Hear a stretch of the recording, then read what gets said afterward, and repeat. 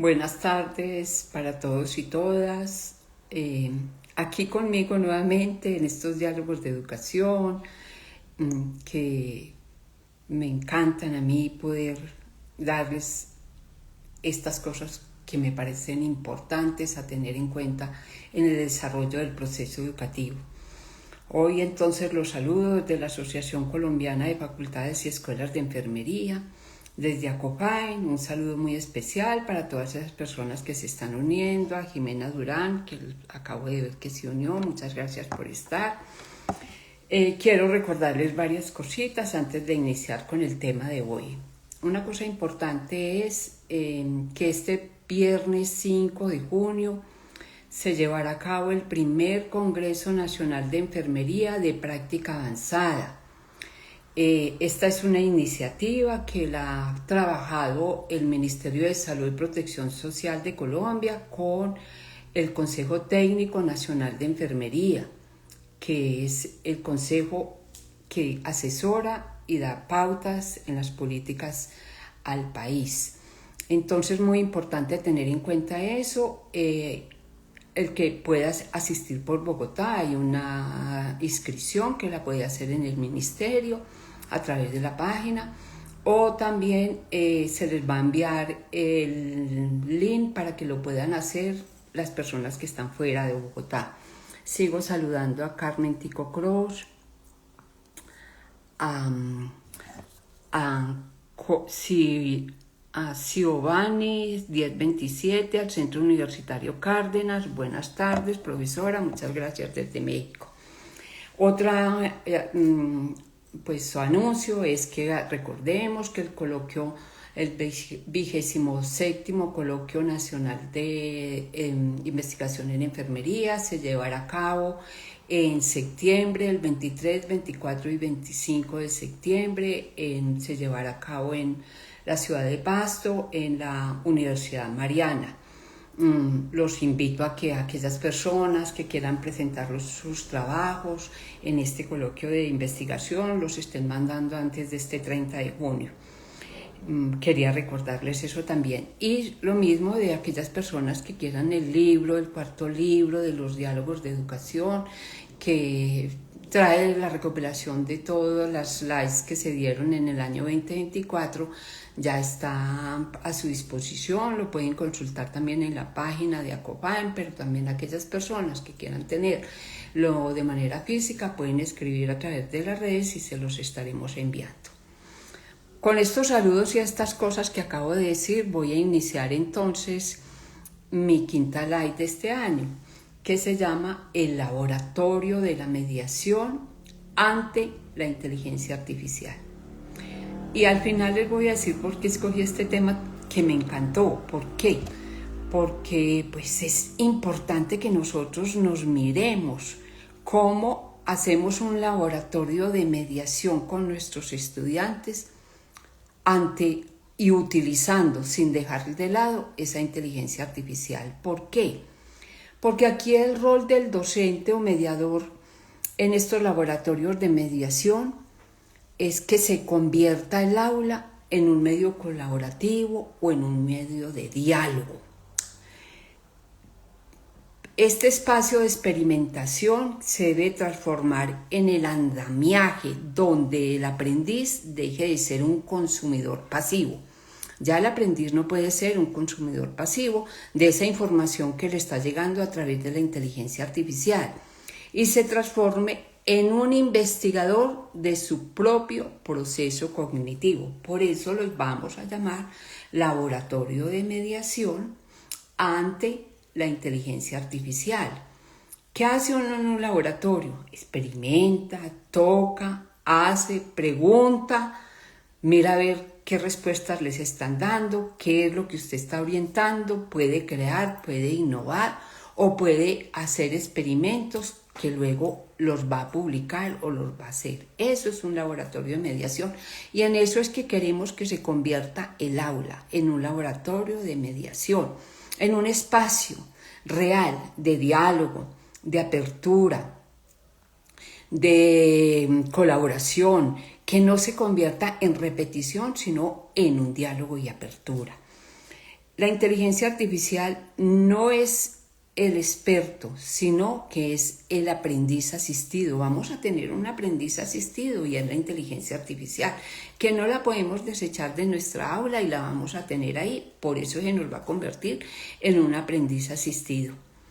Por eso estos desafíos que se enfrentan o que se aproximan en el aprendizaje, no se medirá entonces por la respuesta correcta que nos dé el estudiante ante una pregunta, sino por la calidad de la indagación. Al indagar en los medios electrónicos, en nuestra tecnología, sobre ese tema que estamos tratando en la inteligencia artificial, lo que vamos a hacer es indagarle por qué está respondiendo, por qué nos está diciendo eso, qué nos faltó por responder, quién lo hizo, cuáles son las citas, de dónde sacó esa información. Por eso lo vamos a llamar laboratorio de la mediación, porque es un medio para indagar. Por eso no podemos evaluar la respuesta correcta, sino lo que el estudiante indaga sobre eso que él nos está diciendo, cómo lo hizo, cómo lo preguntó, qué trajo a la clase, para qué sirve esto, esto en qué se convierte, etcétera. Muchas cosas que nos van a salir en ese laboratorio. La inteligencia, entonces, en este escenario en que se convierte en nuestra adversaria pedagógica. Fíjense que anteriormente nosotros hablábamos de la pedagogía y decíamos que las estrategias y que nosotros utilizábamos el retroproyector anteriormente, hace muchos años, luego vinimos el proyector, los videos o las presentaciones que hacemos a través de los aparatos como son los computadores o las tablets o muchas cosas que hemos utilizado. Pero aquí entonces es un adversario pedagógico. ¿Por qué? Porque nos desafía a que nosotros utilicemos esa capacidad de pensar, de profundizar y de dudar de lo impecable. Imagínense a lo que nos pone la inteligencia artificial, a que nosotros mismos desarrollemos nuestros pensamientos, pensemos a profundidad, dudemos de aquello que nos están dando y miremos si es cierto o no es cierto y es verdadero. Sigo saludando aquí a Nancy, a Diana, a Cidis Por, voy a ver quién más está aquí. A Carmen Tico Cross, que está desde el Brasil, muchas gracias. Y aquí estamos siguiendo en esta Cidi Sport, que también está. Pero hay algunas cosas que yo les voy a recomendar a ese docente y a esos estudiantes en ese laboratorio de la mediación. Entonces, para ese docente, en ese laboratorio de mediación, ¿el qué debe hacer? Debe dudar de esa respuesta fácil. Y entonces, aquí, ¿por qué se respondió esto? Preguntarle, indáguele al estudiante. No es que él me saque en su tablet, en su computador o en su teléfono las respuestas que le dio la inteligencia, sino que le indaguemos, que le hagamos dudar de aquello que nos está diciendo para que él haga confrontación, haga respuestas y dé sustentaciones y argumentaciones. También el docente debe priorizar el rostro. Mi prioridad es el estudiante, no el aparato. No, es el estudiante. Entonces, por eso vamos a priorizar que nos encontremos frente a frente para que hablemos, para que sintamos, para que miremos nuestras emociones, para que nos podamos conectar y podamos dar sentido a aquello que estamos aprendiendo. No es simplemente decir todo está bien. Ahora aquí prioricemos el rostro. Otra cosa importante para el docente es reivindicar el tiempo. El laboratorio no es para ir rápido, no es que tengo que terminar esta clase, no es que lo tengo que dar, no rapidito con sus respuestas. Es para ir a lo profundo. Y en un laboratorio uno va a lo profundo. Cuando a nosotros nos ponían los laboratorios de microbiología, de farmacología, de biología, íbamos a experimentar y a ver qué era eso que estábamos viendo. Y no íbamos allá a sentarnos a reírnos o a sacar un aparato. No, íbamos a hacer para poder de ahí construir un saber. Y aquí es lo que nos está diciendo. Hay que cuestionar el sesgo, ese profesor lo debe cuestionar, y proteger la opacidad. ¿Qué quiere decir eso? No todo tiene que ser claro, medible y eficiente. Vamos a mirar entonces cuál es la duda, cuál es lo verdadero, cuál es lo eficiente, si eso sí quedó claro o no quedó claro. Sigo saludando aquí a Diana, a Elisea Cabrera debe ser, a Durán, que se acaban de unir.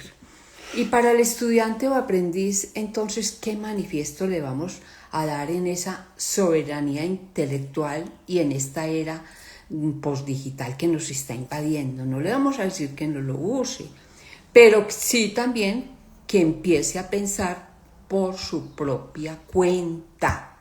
No es que no lo use, pero que él también piense por su propia cuenta. Por eso le voy a dar algunas recomendaciones.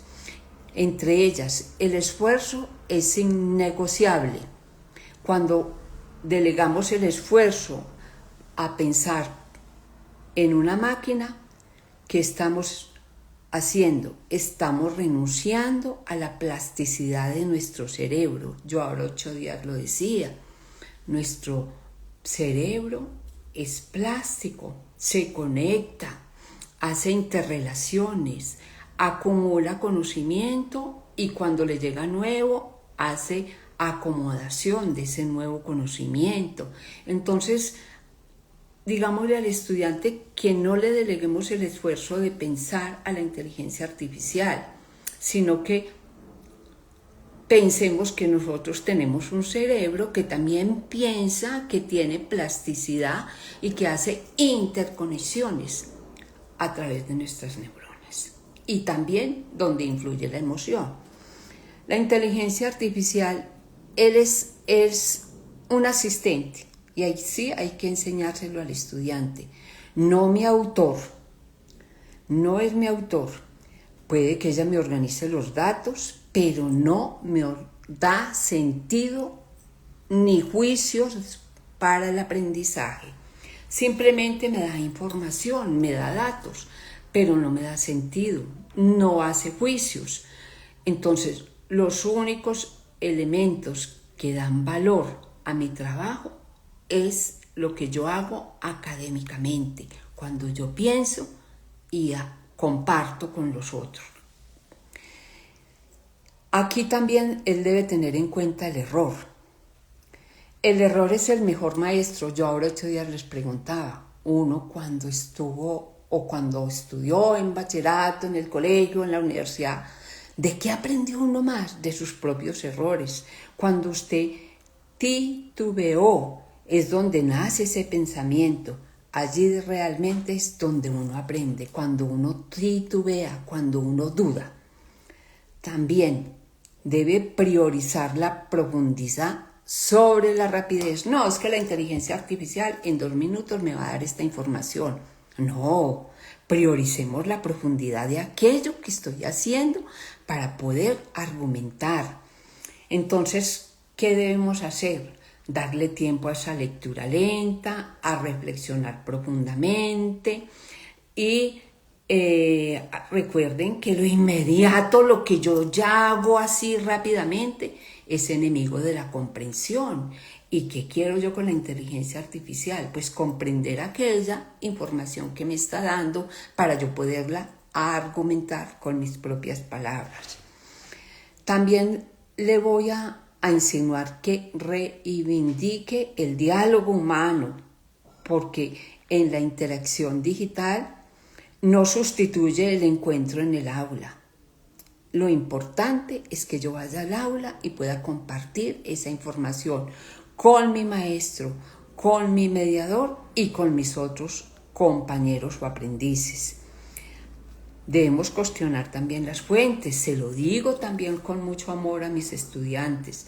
No tomar la información de la inteligencia como una verdad relevada, sí. O como una cosa que me lo reveló alguien. No. Lo debemos contrastar porque hay cosas que pueden ser falsas.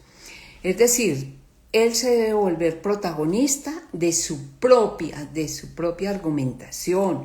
Por eso él tiene que aprender a escribir, tiene que aprender a hablar, tiene que aprender a argumentar basados en su historia y en su experiencia.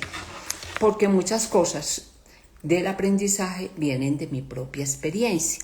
Debo valorar también esa opacidad frente a la transparencia, porque los problemas humanos requieren juicio moral y sensibilidad, no simplemente cálculos y datos.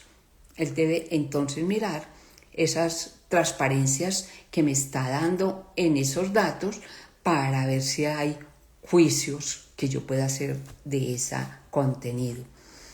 Reconocer que no saberlo todo es la mayor fortaleza, lo repetía yo ahora 8 días, y que hay una disposición para preguntar y para aprender.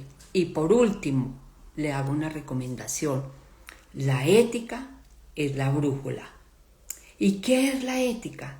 Es entender que la tecnología no debe estar al servicio de la formación humana. Nunca, nunca.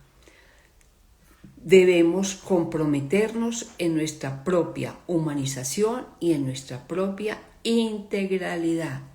Entonces miremos eso, que la ética es nuestra brújula, la que nos está diciendo, sí, eso que me dijo la inteligencia está muy bien y listo. No, cuestionémonos, preguntémonos, digámonos de dónde tomó esto, confrontémoslos con otros autores, miremos para poder decir esto que me está diciendo si es verdadero o es falso. Voy a darles también algunos ejemplos a utilizar en este laboratorio. Dentro de 8 días les voy a dar algunas estrategias que me he encontrado y que se las quiero mencionar. Sigo saludando aquí a Nati, Lactancia, a Nali, a Naliyet 22, a G Díaz, que se están uniendo, a Carlos, que también se unió, muchas gracias, a Dani 22 y a Bernie. Bueno, a todas estas personas que se están uniendo, muchas gracias. ¿Qué ejemplos pedagógicos entonces nosotros podemos utilizar en este laboratorio para hacerlo amigable, para hacerlo científico, para hacerlo recíproco? Uno es el caso clínico pedagógico, que muchos ya conocemos, que de pronto puede dárselo o el profesor o traer el estudiante ya resuelto por una inteligencia artificial. En ese laboratorio los estudiantes, ¿qué van a hacer? Van a analizar ese texto, lo van a comparar, lo van a auditar. ¿Con qué? Con preguntas. Por ejemplo, ¿qué riesgos éticos tiene? ¿Cómo puedo mejorar las respuestas que me está dando? ¿Cuál es su propia experiencia sobre eso que él recogió en la inteligencia artificial? ¿Qué actores fueron ignorados en ese caso clínico? Por ejemplo, un caso clínico en enfermería. Cuando le damos ese caso al estudiante, pero se lo damos a través de la inteligencia artificial, preguntémosle qué riesgos éticos podría haber si yo acojo todo lo que me está diciendo. Entonces miremos, hagamos ahí entonces de ese caso clínico un texto que nos sirva para comparar, para auditar con preguntas. Otro medio que yo puedo utilizar es el debate socrático. Acuérdense que Sócrates utilizó el diálogo socrático cuando le hacía preguntas a sus discípulos. Entonces, es un ejercicio de dialéctica. El estudiante puede defender su propia postura frente a la respuesta dada por la inteligencia artificial y le puede pedir evidencias que se las dé. Entonces miremos que en esas temáticas que yo le voy a dar, en ese prompt, acuérdese que es un contenido que yo le doy al estudiante sobre algo, Y ahí puedo yo hacer ese debate socrático o ese diálogo socrático. Puedo hacer también innovaciones cuando el estudiante de pronto trabaja un proyecto de investigación.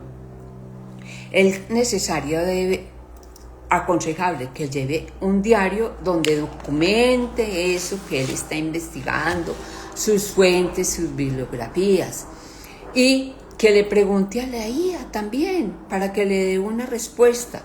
Pero si él piensa que esa respuesta para esa investigación que está dando no fue suficiente, entonces mire cómo la integra, pero también cómo finaliza su trabajo. Y entonces, para finalizar su trabajo, yo les aconsejo siempre que hagan un diario de su propio aprendizaje o de su propia investigación, para que miren qué encontró, qué no encontró, qué va a desechar, qué no va a desechar, qué es verdadero y qué es falso.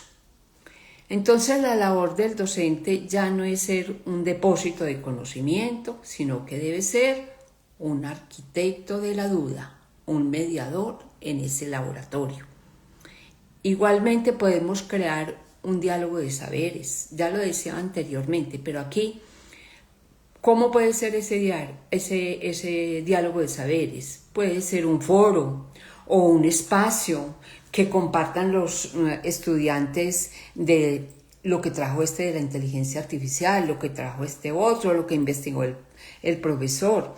¿Para qué? Para que compartan ahí lo absurdo, lo erróneo que nos respondió la inteligencia, y que intentemos entonces transformar ese error en un objeto de estudio.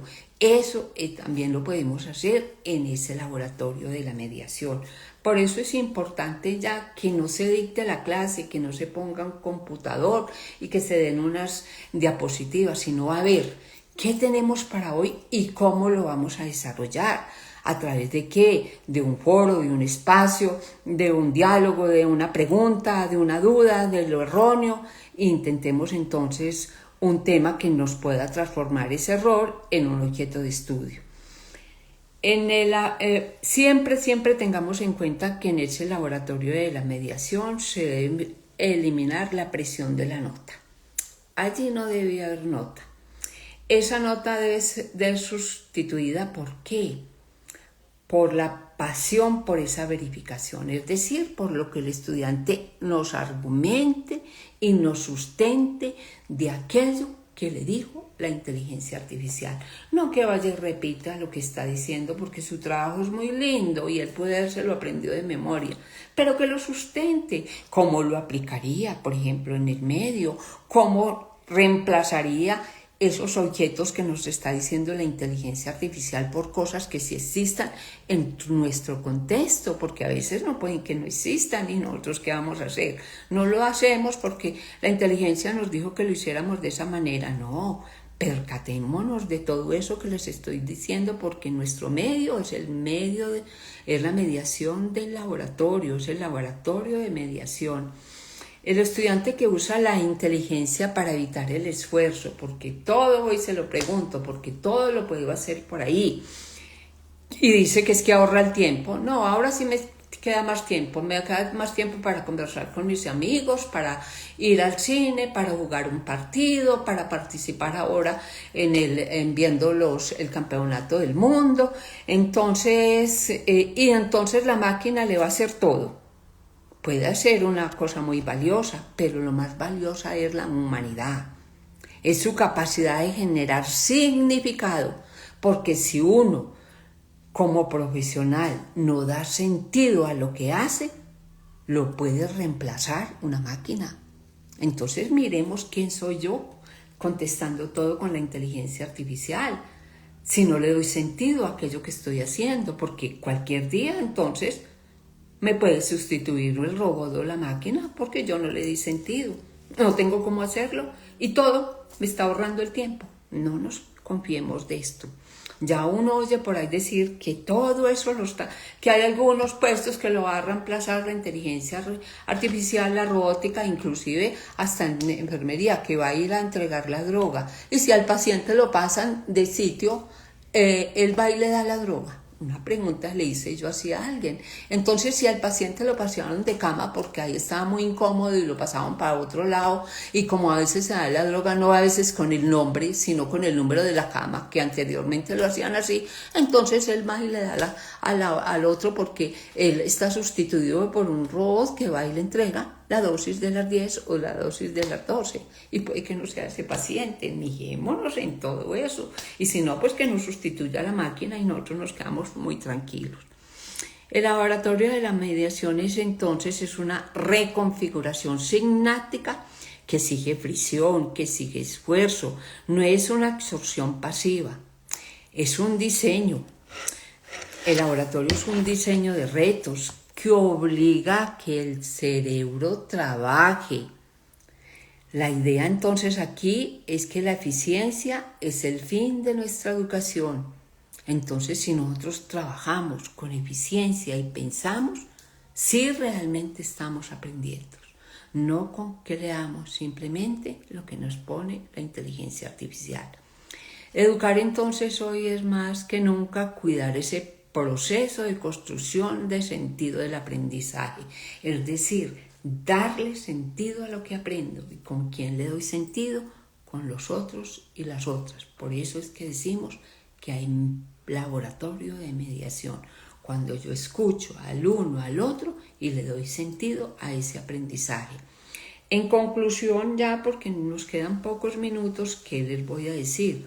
La mediación como eje disruptivo, donde el docente deja de ser emisor, ya no se convierte en un emisor que transmite comunicación y en unos receptores que la escuchan. No. Para ser un curador de experiencias, la IE puede integrarla, le puede facilitar la tarea, pero él debe actuar como adversario dialéctico de esa IA, debe auditar, debe obligar a que el estudiante argumente, a que haga su propio pensamiento, a que defienda sus sesgos y a que defienda sus dudas. Entonces, miremos qué es esa inteligencia. Es un adversario dialéctico que nos obliga a que pensemos, a que auditemos, a que miremos nuestras dudas, nuestros errores y nuestras verdades o falsedades. Entonces ese laboratorio es un lugar donde el saber se cuestiona, el pensamiento se entrena y la humanidad se preserva. Nunca reemplazará la inteligencia artificial al ser humano. Jamás nos reemplazará, jamás, porque nosotros sí pensamos, actuamos, creamos e innovamos. Así nos digan que yo le metí a la inteligencia artificial y me propuso una innovación que yo la voy a aplicar. No, miremos si es verdad o no es verdad, si la puedo aplicar o no la puedo aplicar, qué elementos necesito. Ya el Papa sacó una encíclica donde cuestiona muchas cosas de la inteligencia artificial. No me la he leído, no sé, pero yo creo que nosotros debemos pensar en que no todo se basa en la inteligencia artificial. Miremoslo muy bien. Sigo saludando aquí a Adel Ramírez, a Yurani, a Natalie, a Carlos y a otras personas que se han venido uniendo. Muchas gracias por estar hoy.